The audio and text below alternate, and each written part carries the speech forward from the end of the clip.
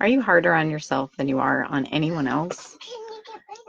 Do you feel empty or struggle to connect with your own feelings? Do you strongly resist asking for help? Well, you could be dealing with the effects of childhood emotional neglect. Hi, I'm Mukkove Johnson. I'm a Christian women's life coach, and I specialize in childhood emotional neglect, or CEN, recovery through practical tips and healing prayer. So, are you harder on yourself than you are on everyone else? Do you feel empty or struggle to connect with your own emotions? Do you have a really, really hard time asking for help? Those are all signs of CEN. So, what is CEN? What is childhood emotional neglect? Hang on. What do you need, Deegan? I need a knife. You need a knife. Where did it go? I will be right back. Okay, you got it? So I'm back. What is childhood emotional neglect? As defined by Dr. Jonice Webb, who is kind of the forerunner in childhood emotional neglect, it is when a child does not get enough of what they need emotionally. And one of the things that I love about what she teaches is this is not about blaming your parents. Your parents, by and large, did the best they could with what they had. And blaming them is not going to help you, even if they were intentionally bad. It's still not going to help you. So there's no blaming in this. And even more, since most of you are probably moms, there's no beating yourself up for what you may see in your children either. And we'll talk about that more. But so childhood emotional neglect is not about blaming your parents for not giving you what they needed. It is simply recognizing that for whatever reason, and there are lots of them, you did not get what you needed emotionally. So first of all, I need to clarify that I am not a licensed therapist, and therefore I cannot diagnose or treat anyone. As a life coach, I coach you in using the tools that I have been trained to use by Dr. Jonice Webb and the healing prayer that I've learned through Sozo training and that I have just acquired in my personal journey with the Lord. So I'm coaching you to use those tools. I am not diagnosing or treating anyone because I'm not licensed to do that. But so childhood emotional neglect often shows up in and people are like, I had a good home, like things were good. I have no reason to struggle the way that I struggle. And that's part of why she recognized it as the neglect, that it's because you're not being abused, you're not being severely neglected necessarily. I mean, you can be, but then there's probably more trauma that goes with it. But it's simply not getting enough of what you needed emotionally. And it happens in lots of good homes. And it can be, like I said, for any number of reasons. Maybe your parents grew up in a home where emotions didn't really have a spot, didn't really have space, weren't validated.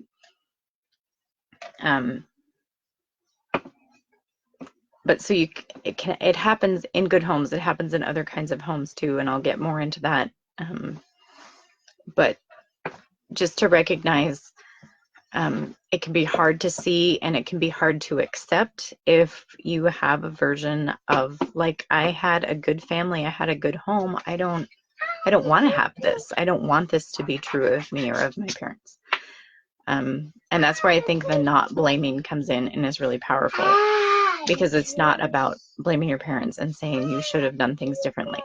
It's about going, oh, I didn't get what I needed then, so I can make sure that I get what I need now. And so not getting enough of what you needed in the realm of having a really hard time asking for help. Maybe as a child, you asked for help and felt like that wasn't met. You didn't get the help that you needed, the help that you asked for. And that can be for all kinds of reasons. It can be because as a child you were ineffective in asking for the help that you needed. I mean, how often as adults do we have a hard time asking for what we need? As children, like, we don't even know what we need to ask for it appropriately. So like children ask for what they need emotionally and in other ways by acting out. And one story that I use, I've posted it.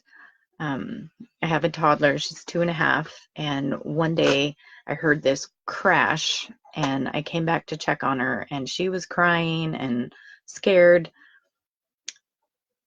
So I could have come back and dealt with the outward behavior and the circumstances of she had a big tub of markers and she had accidentally dumped them, and so she was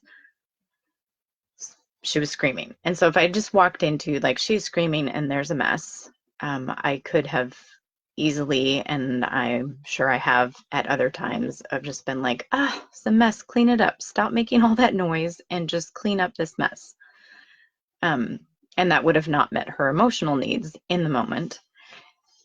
So instead, to come in and say, what's going on right now?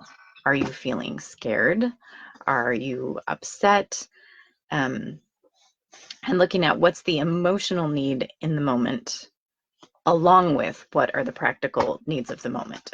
Yes, the markers need to get cleaned up, but I can also connect with your emotions that you're scared because that made a really big noise, or you're worried that you're going to be in trouble because you made this big mess, and to connect with those emotions. And so if you grew up where consistently it was just deal with the mess and not deal with the emotions, that could lead to neglect, emotional neglect. And there's also like a normally good family that has a crisis of some kind. A family member gets ill, loses their job, just different things that suddenly take a shift from what was good and everybody's needs were being met to now all this energy is going over here. And so one child or all the children, because it kind of depends on personality too. Like some kids might have a better knack at asking for what they need, and some other kids just kind of, blend into the background and more easily take that role of, okay, I can't make any waves, I'm not important here because there's other stuff going on. So, and there can be other things like having a narcissistic parent can lead to having childhood emotional neglect. Just parents that don't know what to do with their own emotions, so they can't connect with the child's emotions. And so like heard so many stories of people who grew up with like the stop crying or I'll give you a reason to cry. Obviously that's not connecting with the emotion and like, why are you crying and what's going on and how can I help you deal with these big emotions? That leads to childhood emotional neglect if that's the pattern. Like if it happens here and there, because all parents are going to make mistakes. And like I said, I'm sure as a mom, you're going, oh my gosh, what am I doing to my kids? There's grace for that. And because we're going to make mistakes. But if it's a consistent pattern of there almost never is room for the emotions, turn that frown upside down. And like having children literally turned upside down, like you're frowning, I'm going to turn you upside down, now it's a smile. And quite possibly doing it to like break the tension, to try and be fun, and sometimes that's appropriate, but other times there's really something going on that needs to be dealt with, and it's not being dealt with by just we aren't sad around here, you need to smile and be happy. Or like, don't be upset. Well, our emotions are kind of like our involuntary body functions. Like we blink because we need to blink, and we get upset. It's an involuntary reaction. And while it's not okay to act out of that, we do need to have the space to recognize what we're feeling and why, because our emotions are to give us information. They're to tell us things. And if we never pay attention to them, we can't get the messages they're trying to give us. And if you grew up in an environment that said, don't be upset, well, then there's not really the time to look and see, why might I be upset? What information is this trying to give me? Was there an injustice? Like, am I upset because a sibling wrecked the tower I've been working on? Or did somebody say something that was hurtful to me, and so I'm upset? And that's okay to be upset. It's just not okay to sin out of that. It's not okay to retaliate. It's not okay to be violent, but it's okay to be upset when something upsetting happens.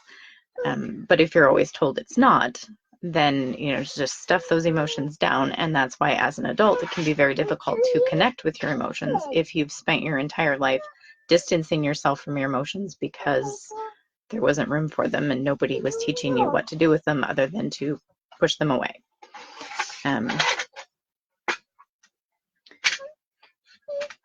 So I kind of feel like I've been rambling, but I would love if you are watching and have questions to let me know. If you watch the replay, do #replay and ask your questions, and I can answer in the comments and also do future videos. I'll be talking about this a lot more because I really feel like this is where the Lord is leading me to focus and specialize, because while childhood emotional neglect, I see it everywhere. I see it in so many people.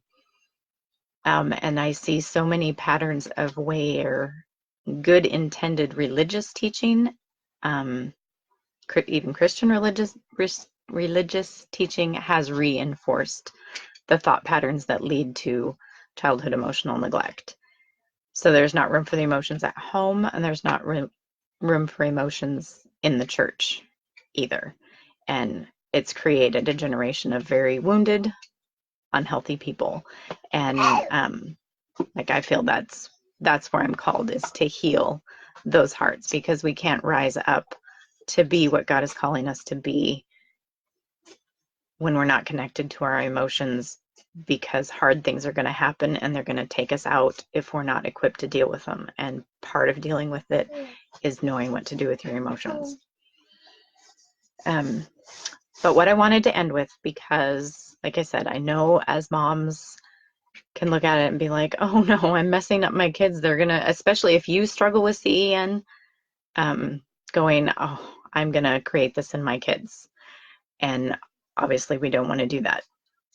So I want to leave you with some hope. So what do you do? First of all, you work on you, and you work on connecting with your own emotions. And while you're in the process of that, there's just three simple steps to build your children healthy, in a healthy emotional state. Build that emotional resilience in them. So the first is to just feel an emotional connection to your child. And the good news for that is that even though you can't connect with your own emotions, you probably are very empathetic to connect with other people's emotions. You probably have a great compassion for other people's emotions. So allow yourself to be in that place with your kids. Feel what they're feeling. Think about why they're feeling that way and what's happening, and just connect. What emotions are they having? And when my older kids were young, like, I had the feelings chart. I don't have it back here with me, but there's like 30 different faces that are labeled with different emotions, and we literally would pull that out and like pick some, like, what of these are you feeling right now, to build that emotional vocabulary for both of us, because I didn't have it, so I couldn't teach it to them. So we just learned at the same time. And if you're dealing with even younger kids, there's simpler ones where there's only like 6 emotions, and then you can go to like 12 emotions. And research is showing now that we should have, I don't know if they've decided on a number, but between 30 and 40 emotional words that we can use fluently to truly be healthy emotional beings. So we can start building that vocabulary from just the simple mad, sad, happy, excited as little ones to, grow that to a more sophisticated vocabulary as they grow up. But so the first thing is just to connect with them emotionally. Allow yourself to feel what they're feeling and name it for them. And then the second step is to pay attention. Each of your kids is unique, so different things affect them differently, and they need different things because they're unique. So pay attention to that. They're unique from your other kids, and they're unique from you. So you're connecting with them emotionally, and you're paying attention. And then with that emotional connection and with what you've gathered from paying attention, you respond appropriately. And so that can be like with the example, hang on a minute, I'm almost done. With the example of spilling the markers, like responding appropriately was taking that couple minutes to help her calm down and see that like that noise was big and scary and it's a big mess, but it's all okay because I'm here and I can help you clean it up and we can move on. And so responding appropriately is obviously going to be different in different settings, but if you're connecting, helping them name their emotions and helping them discover what their emotions are telling them, and then deciding on a good action plan, you're on the right track. You're going to be fine. And again, if you have questions about this, please let me know so that I can be doing these videos on stuff that's truly helpful for you, both with where you're struggling yourself and how your questions you have about doing this well for your children. And final note is Mess to Majesty launches next week. I can't believe it. Praying everything will be ready.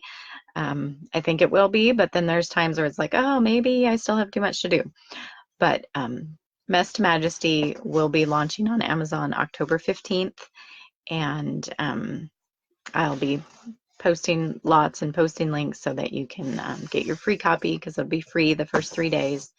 And excited for that. I'm excited for when you get your copy of the book, there'll be links in there to get lots of extra freebies and resources to really help you get the most out of the book, because I want it to be transformational. I want it to make an impact.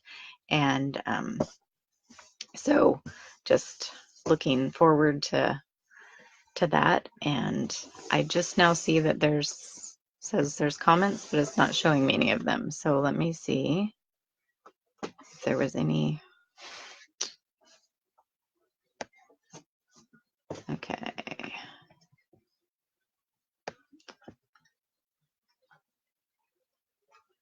So hi, Emma and Alyssa. You might not be here anymore because these comments were hidden from me for some reason, but thanks for watching and commenting, and I will see you next week. Who is that? Who is